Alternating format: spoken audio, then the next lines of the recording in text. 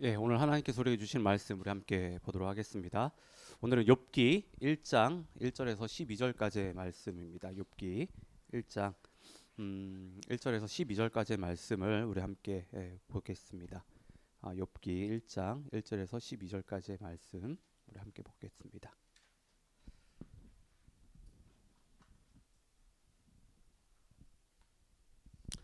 예, 우리 한 절씩 우리 번갈아 하면서 읽도록 하겠는데요. 제가 먼저 1절을 읽도록 하겠습니다. 우스 땅에 욥이라 불리는 사람이 있었는데 그 사람은 온전하고 정직하여 하나님을 경외하며 악에서 떠난 자더라. 그에게 아들 7과 딸 셋이 태어나니라.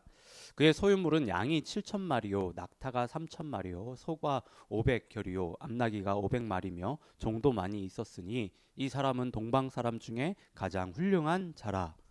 그의 아들들이 자기 생일에 각각 자기의 집에서 잔치를 베풀고 그의 누이 3명도 청하여 함께 먹고 마시더라. 그들이 차례대로 잔치를 끝내면 욥이 그들을 불러다가 성결하게 하되 아침에 일어나서 그들의 명수대로 번제를 드렸으니 이는 욥이 말하기를 혹시 내 아들들이 죄를 범하여 마음으로 하나님을 욕되게 하였을까 함이라. 욥의 행위가 항상 이러하였더라. 하루는 하나님의 아들들이 와서 여호와 앞에 섰고 사탄도 그들 가운데 온지라. 여호와께서 사탄에게 이르시되 네가 어디서 왔느냐. 사탄이 여호와께 대답하여 이르되 땅을 두루 돌아 여기저기 다녀왔나이다. 여호와께서 사탄에게 이르시되 네가 내 종 욥을 주의하여 보았느냐. 그와 같이 온전하고 정직하여 하나님을 경외하며 악에서 떠난 자는 세상에 없느니라. 사탄이 여호와께 대답하여 이르되 욥이 어찌 까닭없이 하나님을 경외하리이까. 주께서 그와 그의 집과 그의 모든 소유물을 울타리로 두르심 때문이 아니니까. 주께서 그의 손으로 하는 바를 복되게 하사 그의 소유물이 땅에 넘어지게 하셨음이니이다. 이제 주의 손을 펴서 그의 모든 소유물을 치소서. 그리하시면 틀림없이 주를 향하여 욕하지 않겠나이까. 여호와께서 사탄에게 이르시되 내가 그의 소유물을 다 내 손에 맡기노라. 다만 그의 몸에는 내 손을 대지 말지니라. 사탄이 곧 여호와 앞에서 물러가니라. 아멘.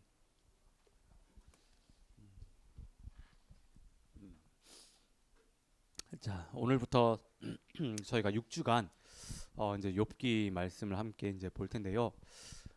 성경에서 가장 많이 이제 잘못 해석이 되고 적용되는 책을 하나 꼽자고 한다면 그것은 바로 욥기라고 할 수 있습니다. 사람들이 욥기 말씀을 잘못 해석하고 적용하는 그 이유는 욥기 말씀을 해석하고 그 의미를 그렇게 발견하는 것이 깨닫는 것이 생각보다 쉽지가 않습니다. 예. 욥기는 그동안 우리가 일반적으로 알고 있었던 그 사실에 대해서 또 다른 그 시각들을 참 많이 제공을 합니다. 근데 그것을 해석하고 받아들이는 것이 쉽지가 않아요. 예.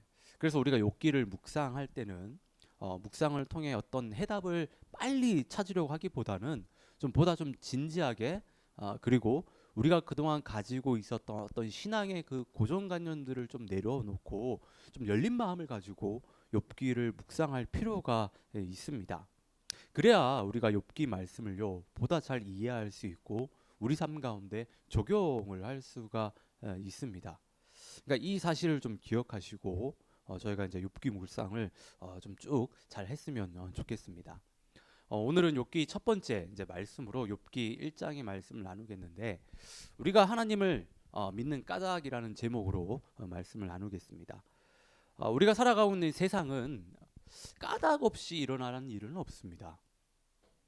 우리가 그 이유를 모를 뿐이지 모든 일은 반드시 그 까닭이 있다라고 할 수 있습니다. 사람이 무엇인가를 하는 것도 그래요. 예. 사람은 아무 까닭 없이 이유 없이 무엇인가를 하지 않습니다. 예. 여러분들이 저희 하늘동지교회를 다니는 것도 그래요. 지금 여러분들이 다니고 있는 그 학교에 아니면 그 직장에 다니는 것도 그렇습니다. 또 여러분들이 그 사람과 연애하는 것도 그래요. 결혼을 하는 것도 그렇습니다. 다 이유가 있어요. 까닭이 있다라고 하는 겁니다. 사람들이 무엇인가를 하는 것에는 반드시 다 그 까닭이 있습니다. 세상에 일어나는 일들, 사람들이 하는 모든 일에는 반드시 그 까닭이 있는데 여러분들도 이 사실 동의하시죠? 예. 자, 그렇다고 한다면 제가 여러분들에게 질문을 드리겠는데 제가 드린 질문에 대한 답을 한번 생각하셨다가 오늘 둥지 모임에 한번 나눠주시면 좋겠습니다. 제가 드리는 질문은 그래요. 여러분들은 왜 하나님을 믿으십니까? 여러분들이 하나님을 믿는 그 까닭은 무엇입니까? 여러분들이 지금 교회에 다니는 그 까닭은 무엇인지 한번 생각해 보시기 바랍니다. 내가 왜 교회에 다니고 있고 내가 왜 하나님을 지금 믿고 있는지. 한 설문조사 기관에서 기독교인들이 신앙생활하는 이유에 대해서 이렇게 설문을 했는데 이게 한 2000년대 초반 뭐 이런 설문이에요. 첫 번째 이유가 마음의 평안을 얻기 위해서라는 거예요. 그리고 두 번째 이유는 구원, 영생을 얻기 위해서. 세 번째는 건강, 재물, 성공, 어떤 현세적인 축복을 얻기 위해서 신앙생활을 한다라고 하는 겁니다. 근데 이 똑같은 설문조사를요 한 15년 후에 이제 했거든요.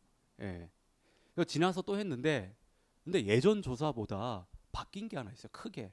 그게 뭐냐면 건강, 재물, 성공 등의 어떤 현세적 축복을 위해서 그것을 얻기 위해서 하나님을 믿고 신앙생활을 한다는 그 사람들 그것이 아주 크게 증가를 합니다. 그런 걸 저희가 볼 수가 있어요.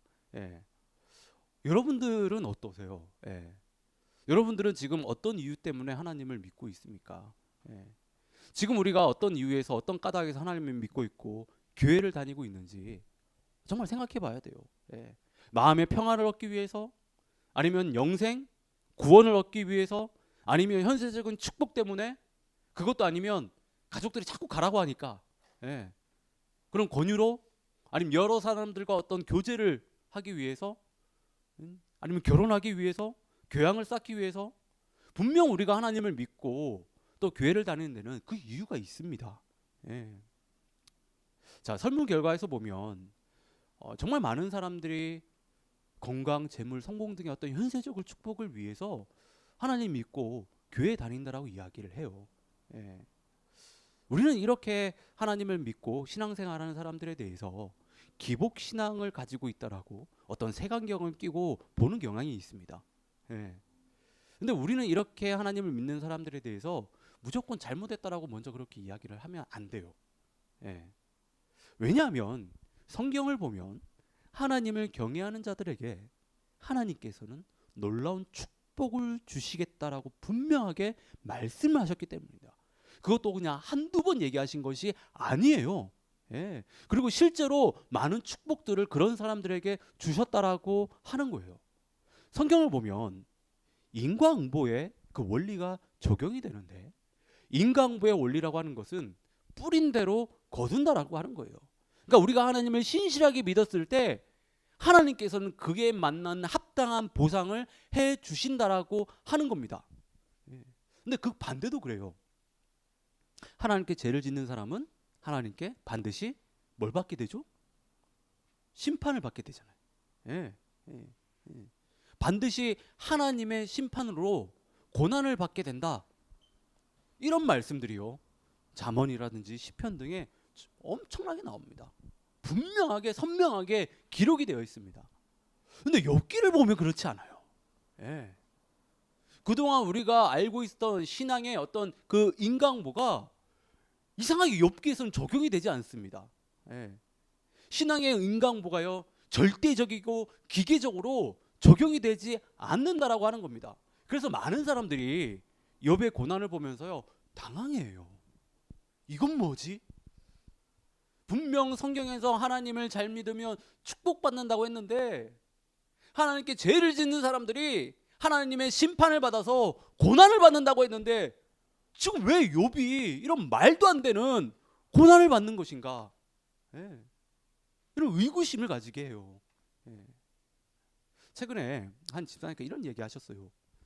하나님을 신실하게 믿는 것 같은 사람은 삶이 더 어렵게 되고 신앙생활 뭐 대충 하고 하나님 앞에서 불법한 일을 분명하게 불법한 일을 저지르는데 그 사람은 하는 일마다 술술 이렇게 풀리고 정말 세상에서 땅땅거리며 사는 것이 솔직히 이해가 안 된다고. 그런 사람들을 보면 마음이 되게 불편하고 어렵더라고. 그러면서 하시는 얘기가 어떻게 하나님을 믿어야 될지 잘 모르겠더라고. 예. 신앙생활을 나름 열심히 한다라고 하는 사람의 그 입장에서 보면 참 이해가 안 되죠. 되게 불편합니다. 뭔가 이상하게 살고 하나님 앞에서 불법한 일들을 저지르고 그런 사람들을 보는데 그 사람들이 너무 세상에서 잘 나가고 소위 말하면 현세적인 축복을 많이 받고 누리는 걸 보면 불편해요. 그리고 신앙생활하는 어떤 그 의욕들을 정말 우리로 하여금 그렇게 떨어뜨리게 만듭니다. 저는 그 집사님께서 하신 말씀에 대해서 동의도 되고 또 공감도 됩니다. 근데 그 해답, 왜 그런지 그 해답이 욥기에 나오거든요. 우리는 욥의 말씀을 통해서 우리는 그 해답을 찾을 수가 있습니다. 근데 그 이 해답을 찾기 위해서는 먼저는 우리가 욥이 누구인지를 좀 제대로 알아야 돼요. 자, 1절을 보면 욥에 대해서 이렇게 이야기합니다. 그 사람은 온전하고 정직하여 하나님을 경외하며 악에서 떠난 자더라. 욥은 신앙적으로요 매우 이상적인 사람이었습니다. 욥은 인격적으로도 그렇고 도덕적으로도 전혀 흠이 없는 사람이었어요. 그리고 악에서 떠났다라고 합니다. 그리고 하나님을 늘 경외했던 사람이라고 이야기합니다.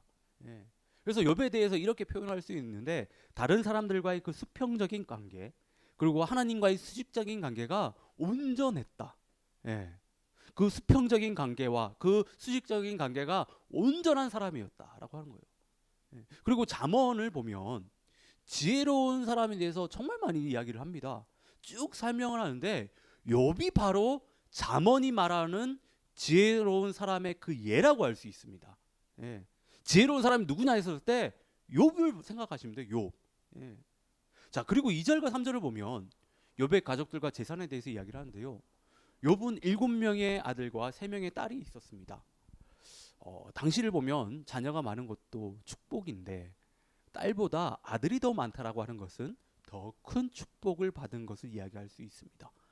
그리고 재밌는 사실은 아들이 몇 명이라고 이야기하죠? 7명. 성경에서 7은 어떤 수죠? 완전수잖아요. 완전수. 그러니까 욥의 가족이 하나님이 보실 때 완전한 모습이었다라고 하는 거예요. 그러니까 하나님께 엄청난 큰 축복을 받은 거죠. 그런데 욥은 가족과 관련해서만 하나님께 축복을 받은 것이 아니라 엄청나게 많은 재산을 가지고 있었고 많은 종을 거느리고 있었습니다. 그러니까 물질의 축복 또한 하나님께 받았습니다. 이런 욥에 대해서 욥기 저자는 욥을 동방 사람 중에 가장 훌륭한 사람이었다라고 이야기를 합니다. 보통은 그렇잖아요. 사람들이 재산이 많아지고 잘 나가게 되면 사람이 변하게 됩니다. 변하게 돼요. 하나님을 섬기는 것이 좀 소홀해지기도 하고 우리는 뭐 그런 사람들 많이 봤잖아요. 선주를 할 때 넘어질까 조심하라고 분명 성경에서도 그렇게 이야기를 하잖아요. 근데 욥은 그렇지 않았다라고 하는 거예요. 5절 마지막을 보면요 이런 얘기합니다. 욥의 행위가 항상 이러했다. 욥의 행위가 항상 이러했다. 그러니까 욥이 얼마나 하나님을 경외하며 살았는지 저희가 알 수 있습니다. 그 예가 나오는 것이요. 욥은 자녀들이 생일 잔치를 치르고 나면 다음날 아침에 자녀들을 불러서 한 명씩 번제를 드렸어요. 그 이유가 혹시 잔치 중에 모르는 사이에 하나님 앞에서 죄를 저질렀을까 봐 그렇다고 하는 거예요. 그러니까 욥은 이 정도로 하나님을 경외하며 살았던 사람이었습니다. 근데 이런 것이 어쩌다 한번 뭐 그렇게 은혜를 받고 막 그렇게 해서 한 게 아니라고 하는 거예요. 항상 늘 그랬다라고 하는 겁니다. 그러니까 욥은 매사에 하나님 앞에서 거룩하게 살려고 그렇게 몸부림친 그런 사람이었습니다. 그러니까 우리는 욥의 이런 모습을 통해서 욥이 얼마나 하나님을 경외하며 살았는지 얼마나 신실하게 하나님 앞에서 살았는지를 다 느낄 수 있습니다. 그리고 욥의 이런 모습을 볼 때 욥이 하나님께 받은 그 축복들, 그 복들은요 당연하게 느껴져요. 당연하게. 예. 하나님 앞에 많은 복을 받을 만한 충분한 자격이 있다라고 우리는 그렇게 생각할 수 있습니다. 욥이 그렇게 많은 축복을 받은 것에 대해서 우리는 마음 가운데 우리는 컴플레인을 할 수 없어요. 하는 사람도 없습니다. 예. 근데 문제는 6절부터 12절까지의 내용이에요. 예. 자, 하루는 하늘에서 하나님과 천사들이 이렇게 회의를 하는데 이 사탄이 들어와요. 예. 하나님이 사탄에게 하시는 말씀을 의역을 하면 이런 겁니다. 너는 왜 그렇게 바쁘게 쌓아 돌아다니느냐? 이런 얘기예요. 이런 얘기. 그러니까 이 뉘앙스가 어떤 거냐면 별로 하는 일 없이 빈둥거리는 자녀에게 부모들이 못마땅한 투로 쓸데없는 짓 하지 말고 사고나 치지 말고 집에나 붙어 있어라 라고 하는 이 뉘앙스 이 안에 깔려 있는 겁니다. 예. 그러면서 꼭 부모님들이 거기에 덧붙여서 하는 얘기가 있죠. 어떤 얘기? 네 동생 봐. 네 형 봐. 예. 이 말 안에는 어떤 얘기예요? 형은 잘하고 있잖아. 형 좀 본받아봐. 동생은 잘하고 있잖아. 이 얘기. 예. 그러니까 오늘 말씀을 보면 욥을 바라는 겁니다. 역시나 하나님은 사탄에게 욥을 보라고 이야기하십니다. 그리고 사탄에게 욥을 엄청나게 자랑을 하세요. 예. 욥을 엄청나게 자랑. 그 8절 말씀을 보면 여호와께서 사탄에게 이르시되 네가 내 종 욥을 주의하여 보았느냐? 그와 같이 온전하고 정직하여 하나님을 경외하며 악에서 떠난 사람이 세상에 없느니라. 하나님은 욥을 내 종이라고 말씀하시면서요. 욥에 대한 엄청난 자부심을 드러냅니다. 예. 욥에게 의문의 일패를 당한 사탄은요. 하나님께서 말씀하신 것에 대해 아주 못마땅하게 생각하고 하나님과 논쟁을 벌여요. 예. 뭐 집에서도 그렇잖아요. 예. 저희 희훈이나 뭐 동아나 누구 한 명 뭐 칭찬을 하거나 막 그러고 아니면 뭐 혼내키면 쟤도 그렇다고 막 그렇게 그 똑같은 거 지금. 예. 똑같은 거예요. 사탄이 욥이 얼마나 잘하고 있냐는 하나님의 말씀에 대해서 9절입니다. 욥이 어찌 까닭없이 하나님을 경외하리이까. 예. 욥이 어찌 까닭없이 하나님을 경외하리이까. 사탄의 말은요. 욥이 하나님을 경외하는 것에는 다 이유가 있다라고 하는 거예요. 그가 까닭없이 이유 없이 하나님을 경외할 이유가 없다는 겁니다. 그가 하나님을 경외할 만한 하나님 말씀에 순종할 만한 어떤 그런 충분한 조건이 채워졌기 때문에 하나님을 그렇게 경외하고 믿는 것이라고 이야기를 하는 거예요. 예. 사탄은 하나님을 경외하는 욥의 그 믿음을요 평가절하합니다. 욥의 그 순수한 믿음을요 색안경을 끼고 바라보게 만듭니다. 예. 우리는 사탄과 같은 생각을 할 수 있어요. 네. 신앙의 응가응보의 어떤 그 원리를 보면 충분히 이런 생각들이 들 수 있습니다. 하나님께서 욥에게 말할 수 없는 은혜와 축복을 주셨기 때문에 욥이 하나님을 그렇게 잘 믿는 것이라고. 예. 하나님께서 그렇게 감싸고 도니까 하나님께서 그렇게 많은 은혜를 부어주시니까 그가 그렇게 하나님을 믿는 것이라고. 이게 인간응보의 원리 중에 하나입니다. 예. 근데 여러분 정말 욥이요 하나님께서 부어주신 은혜와 축복 때문에 하나님을 그렇게 경외하는 것일까요? 하나님을 그렇게 믿고 있는 것일까요? 예. 사탄이 생각하는 까닭, 많은 자녀들과 재산이 사라지면 하나님에 대한 그 경외함과 믿음이 욥에게 있어서 사라질까요? 사탄이 11절에서 말하는 것처럼 그 모든 것들을 싹 다 치워버리면 하나님을 정말 욕하면서 등을 질까요? 우리는 이에 대한 대답을 알고 있습니다. 욥은 그렇게 하지 않아요. 욥은 사탄이 말하는 그 까닭이 없어져도 하나님을 신실하게 믿는다라고 하는 거예요. 하나님을 경외한다라고 하는 겁니다. 그의 믿음은 변함이 없다라고 하는 거예요. 욥은 하나님께서 그에게 많은 축복을 주셨기 때문에 하나님을 그렇게 경외하며 믿는 것이 아닙니다. 욥기 말씀을 통해서 저희가 이 사실을 알 수 있는데요. 욥은 하나님이 주신 축복과는 상관없이 사탄이 말하는 그런 까닭 없이 사람들이 일반적으로 하나님을 찾고 구하는 그런 이유들 때문에 하나님을 경외하고 믿고 있는 것이 아니라고 하는 거예요. 그럼 여러분, 우리는 어떻습니까? 우리가 하나님을 경외하고 믿는 이유는 정말 무엇입니까? 여러분, 이 부분이요, 우리에게 있어서 명확하게 정리가 되어야 됩니다.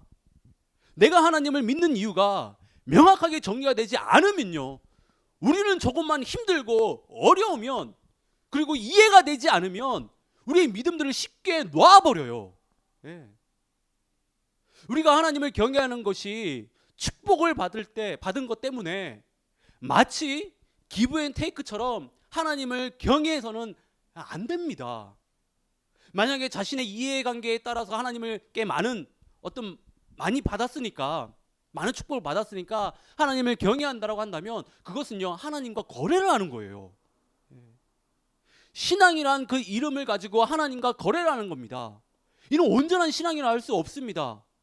그리고 거래가 잘 이루어지지 않으면 얼마든지 사탄이 말한 대로 하나님을 욕하고 뒤돌아설 수 있다라고 하는 거예요. 우리가 신앙생활 하면서 그런 사람들 많이 보았잖아요. 내가 하나님을 어떻게 믿어왔는데, 지금 내가 하나님을 어떻게 믿고 있는데 왜 나한테 이런 어려움들을 주시는 거냐며 하나님을 욕하고 하나님을 떠난 사람들을 우리가 정말 많이 보았습니다. 그분들이 하나님을 믿었던 이유는 사탄이 지금 말하는 것처럼 다른 이유 때문에 그런 거예요. 다른 이유 때문에. 지금까지 하나님과 신앙이란 이름으로 거래를 했던 거예요. 거래를. 그러니까 거래가 틀어지니까 하나님을 등지고 하나님을 욕하고 하나님을 등졌다라고 하는 겁니다. 이건 온전한 신앙생활이 아니에요. 근데 여러분, 중요한 사실은 하나님께서 그 모든 사실을 다 알고 있다는 겁니다. 그 사람이 지금 어떤 마음을 가지고 하나님을 신실하게 믿고 있는지 아닌지를, 그 본심을 다 알고 계시다라고 하는 거예요. 자, 하나님은요, 욥이 하나님을 진정으로 경외하는 것을 알았습니다. 사탄이 말하는 그 까닭으로 하나님을 경외하며 믿는 것이 아니라 정말 사탄이 말하는 까닭이 없이 하나님을 경외하고 있다라고 하는 사실, 이 사실을 알았다라고 하는 거예요. 요즘 인터넷상에서 뜨는, 한국 인터넷상에 뜨는 밈이 하나 있죠. I am 신뢰. 욥은 하나님 앞에서요, 유아 신뢰였어요. 욥에게 사탄이 생각하는 까닭을 다 없애도 욥은 하나님을 이전과 같이 경외할 것이라고 하는 그런 절대적인 신뢰가 하나님께 있었다고 하는 거예요. 그러니까 하나님이 어떻게 해요? 사탄이 이런 내기를 걸었었을 때, 이런 말도 안 되는 이런 내기를 걸었을 때 그의 생명만 건드리지 말고 네가 하고 싶은 대로 다 해라, 이렇게 얘기하실 수 있었던 겁니다. 저는 이 말씀을 보면서요, 이런 생각이 들었습니다. 우리도 욥과 같은 좀 하나님께서 신뢰하는 사람이 있으면 참 좋겠다. 그래서 사탄이 정말 말도 안 되는 걸로 트집 잡고 그렇게 시비를 걸었었을 때, 뭐 길종을 봐라, 아니면 뭐 은정 집사님을 봐라, 아니면 뭐 하늘둥지 교회를 봐라. 좀 이랬으면 좋겠다는 생각이 들었습니다. 좀 이런 믿음, 이런 경외함, 이것들이 우리 가운데도 있으면 참 좋겠다는 생각이 들었어요. 자, 그러면 우리는 이런 질문을 할 수 있죠. 욥은 어떻게 까닭없이 하나님을 경외할 수 있을까? 욥은 어떻게 그런 상황 가운데서도 까닭없이 하나님을 경외할 수 있을까? 까닭없이라는 말은 이 사탄이 사용한 것인데, 이 말을 조금 고칠 필요가 있습니다. 앞에서 말씀드렸듯이 인간은 무엇을 하는 데 있어서 반드시 까닭이 있다라고 이야기 드렸어요. 욥은 하나님을 믿는 데 있어서 까닭이 있었습니다. 까닭이 없었던 것이 아니라 까닭이 있었다라고 하는 거예요. 예. 그러니까 우리는 뭐 이 질문을 이렇게 바꿀 수 있어요. 욥은 어떤 까닭 때문에 하나님을 신실하게 믿었을까? 예. 여러분 어떻게 생각하십니까? 욥은 어떤 까닭 때문에 하나님을 그렇게 신실하게 믿었을까요? 하나님을 그렇게 경외할 수 있었던 것일까요? 예. 그것은 하나님께서 욥을요 까닭 없이 구원해 주셨고 은혜를 베푸셨기 때문입니다. 예. 하나님께서 욥 가운데 까닭 없이 은혜를 주셨고 구원을 해주셨다라고 하는 거예요. 21절을 보면 내가 모태에서 알몸으로 나왔사온즉 또한 알몸이 그리로 돌아가올지라 주신 이도 여호와시요 거두신 이도 여호와시니 여호와의 이름이 찬송을 받으실지니이다 라고 이야기를 합니다. 예. 그러니까 쉽게 말해서 지금까지 내가 누리고 있던 그 모든 것 이것이 다 까닭 없이 받은 것이라고 하는 거예요. 예. 자신은 이 세상에 알몸으로 왔는데 하나님께서 그 모든 것들을 다 채워주셨다라고 하는 겁니다. 예. 근데 여러분 이 고백은요 욥의 삶을 통과한 고백이라고 할 수 있습니다. 그냥 하나님께 잘 보이기 위해서 이렇게 던진 얘기가 아니라고 하는 거예요. 이 고백은 그의 삶을 실제로 통과한 고백입니다. 욥은 여러분 이스라엘 백성이 아닙니다. 예. 저주받은 에서의 그 후손 에돔 족속 사람이었어요.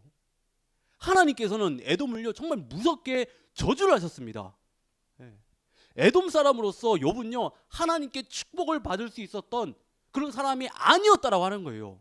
그의 인생은 욥이 고백한 것처럼 알몸으로 내동댕이 쳐질 그런 인생이었습니다. 예. 근데 하나님께서 저주를 받은 욥에게 믿음을 주셨고 욥에게 말할 수 없는 축복을 주셨다라고 하는 거예요. 전혀 받을 자격이 없는 그 사람에게 까닭 없이 정말 은혜로 믿음을 주셨고 축복을 주셨다고 하는 겁니다. 예. 근데 여러분 욥만 그런 것이 아니에요. 우리도 정말 잘 생각해 보면요 우리도 욥과 같은 은혜를 받았습니다. 여러분 그렇게 생각하십니까? 예. 하나님은 우리에게 까닭 없이 하나님의 독생자 예수 그리스도를 우리를 구원하시기 위해 십자가에 달려 돌아가시게 하셨다라고 하는 거예요. 우리의 모습을 너무 잘 알잖아요. 우리는 죄로 인해 죽을 수밖에 없었던 사람입니다. 예. 우리는 하나님의 자녀가 될 만한 그런 자격이 하나도 없었던 사람입니다. 하나님께 심판을 받아도 우리는 뭐라도 항변할 수 없는 그런 사람들이었어요. 예. 우리는 죄의 장아찌였다고 하는 거예요. 근데 이런 죄인은 우리를 구원하기 위해 까닭 없이 우리를 사랑하셔서 우리가 짊어져야 될 그 십자가를 예수님께 대신 짊어지시게 하셨다고 하는 거예요. 우리에게 정말 한없는 은혜를 여러분 베풀어 주신 겁니다. 예. 여러분 이 은혜가요 다르게 이야기하면요 까닭 없이입니다. 은혜라는 말의 그 원어를 찾아보면 까닭 없이랑 통해요. 예. 하나님이 우리를 사랑하셔서 까닭 없이 우리를 구원해 주셨습니다.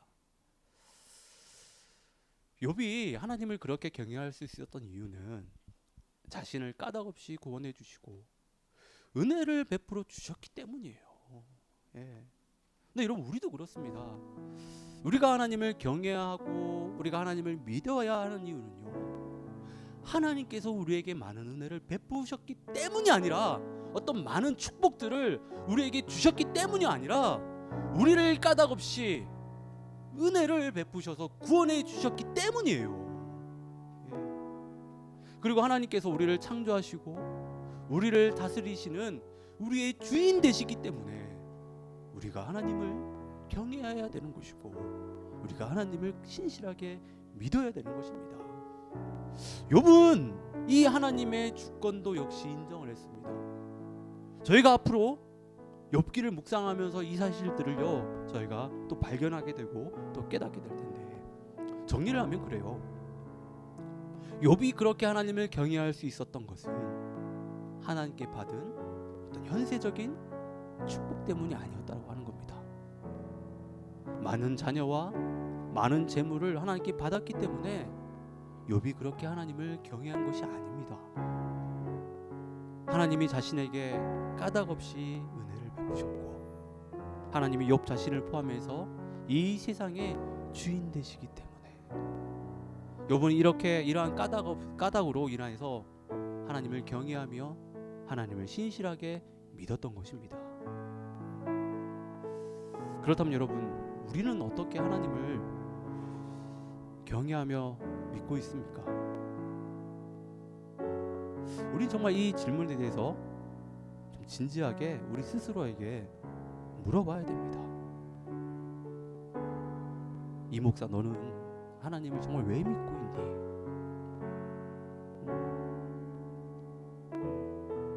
어떤 까닭으로 하나님을 믿고 있는지 우리는 우리 스스로에게 정말 물어봐야 돼요.